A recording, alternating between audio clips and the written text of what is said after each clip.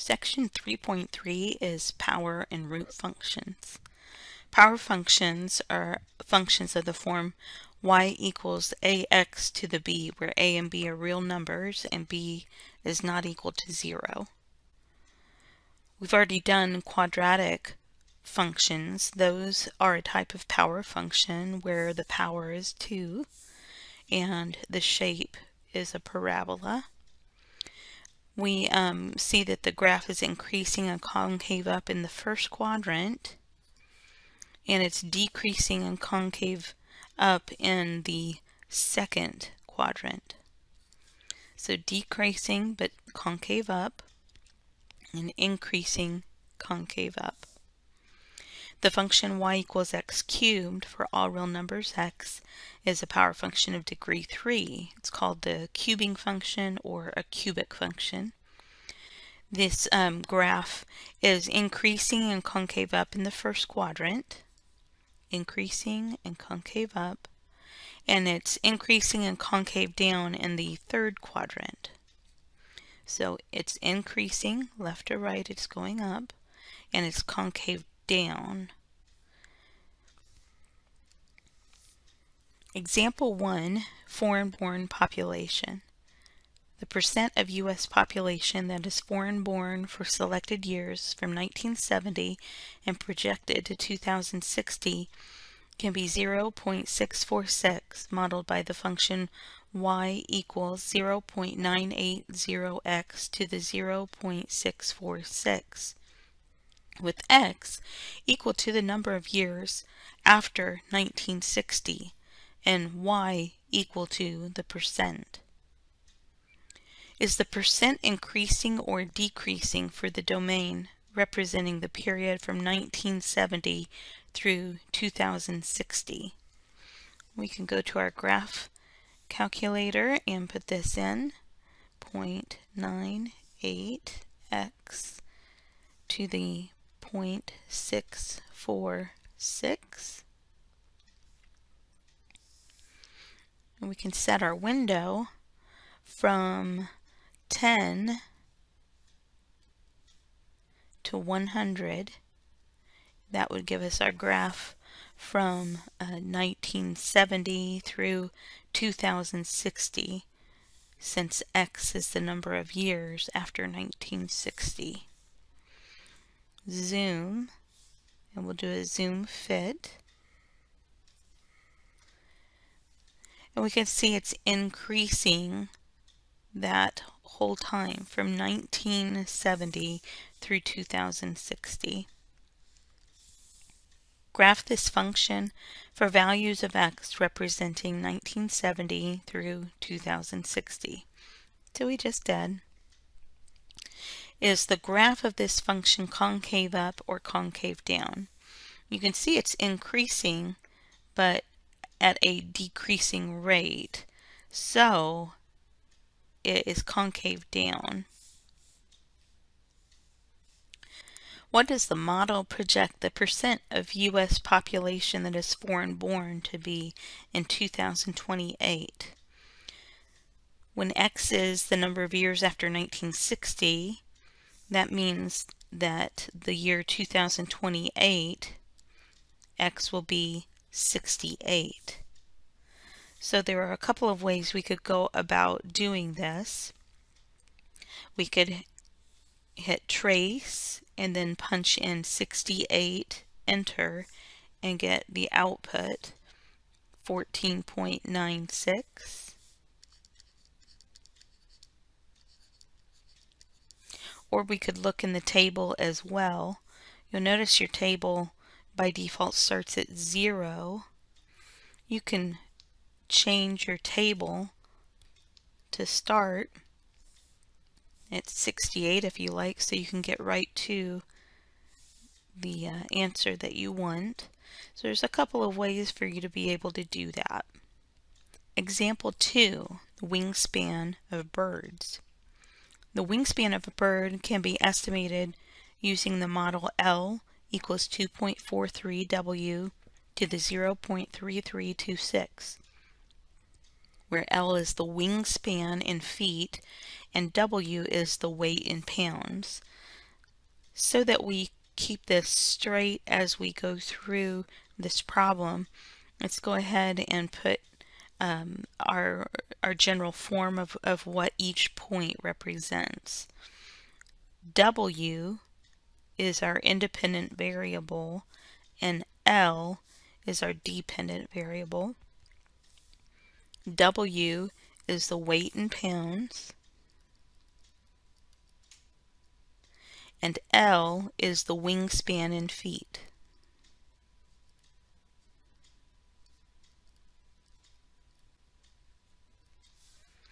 So we can graph this function in the context of the application.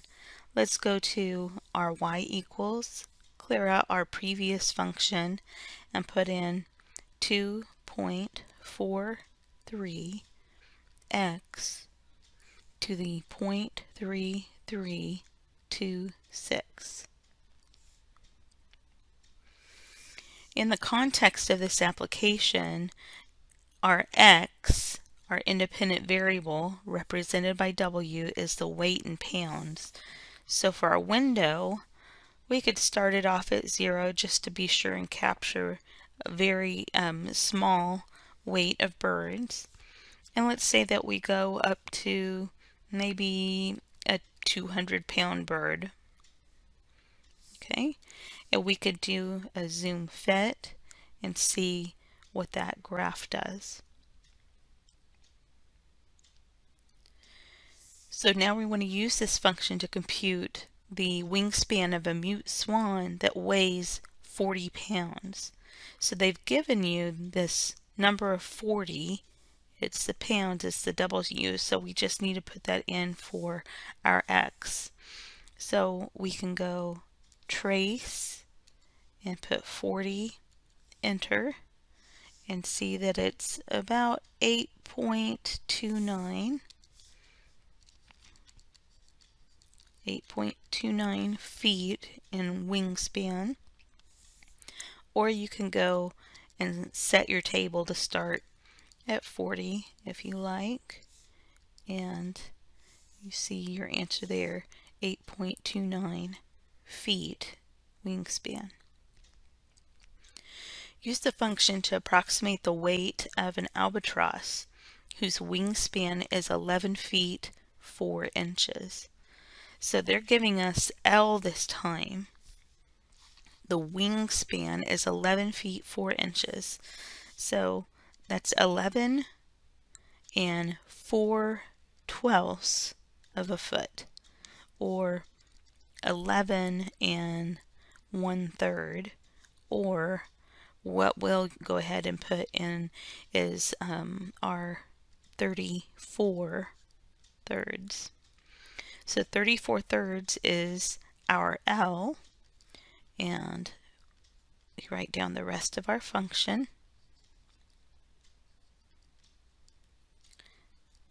So we're going to put this into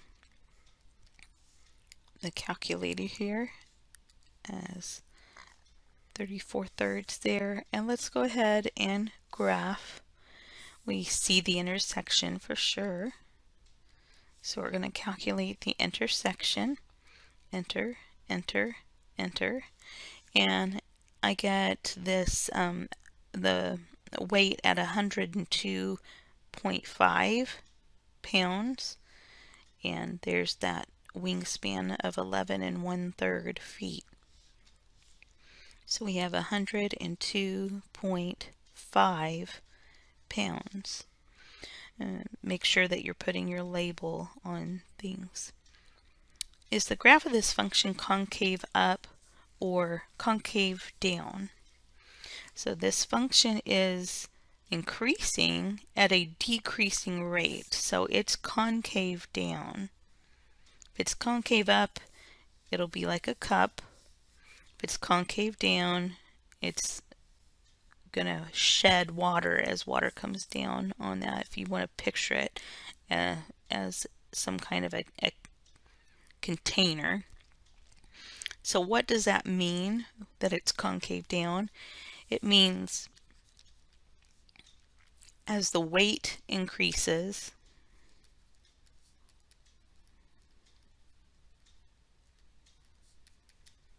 the wingspan increases, but at a decreasing rate. One thing you can do to picture what this is talking about is to try and envision the tangent lines to the graph. You see here you have a pretty steep tangent line. That would mean a higher rate. As you move to the right, that tangent line flattens out a little more. It continues to flatten. So as the weight increases, then the wingspan increases, but at a decreasing rate, not in a linear way.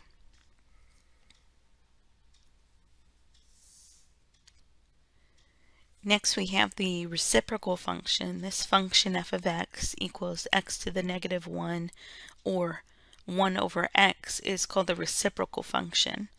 So it's a power function where the exponent is a negative number. Note that x is not equal to 0, so 0 is not in the domain of the function.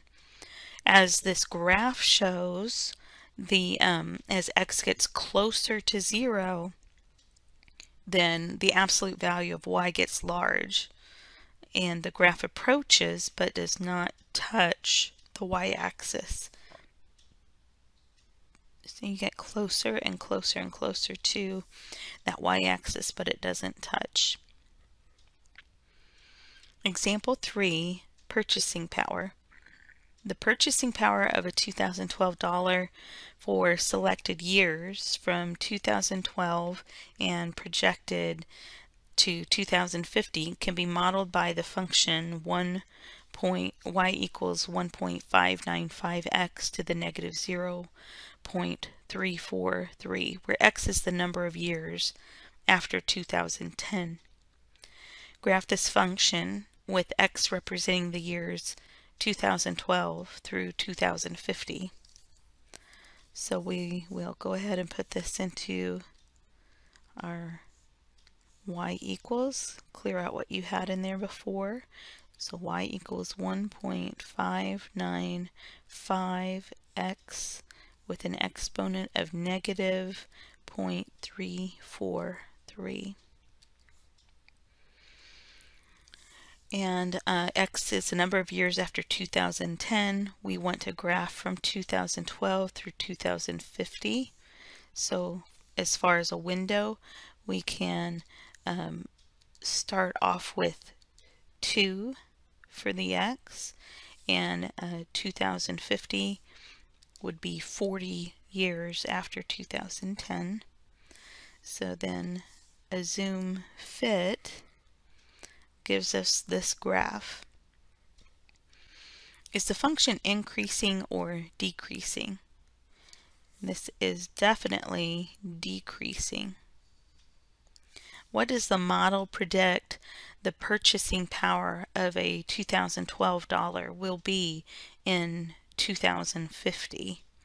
So in 2050 here, we're there at the end of the graph.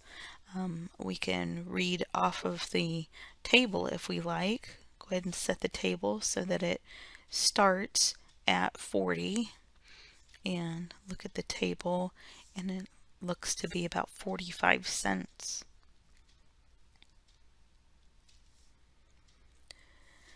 Does the model predict that the purchasing power of a $2012 will ever be $0?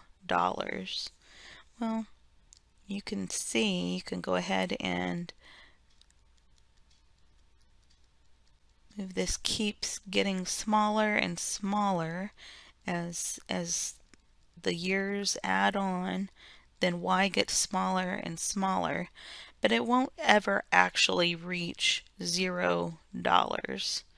Okay, you can see in this type of a graph here, it'll approach 0, but it doesn't actually ever get to a value of 0 on the y.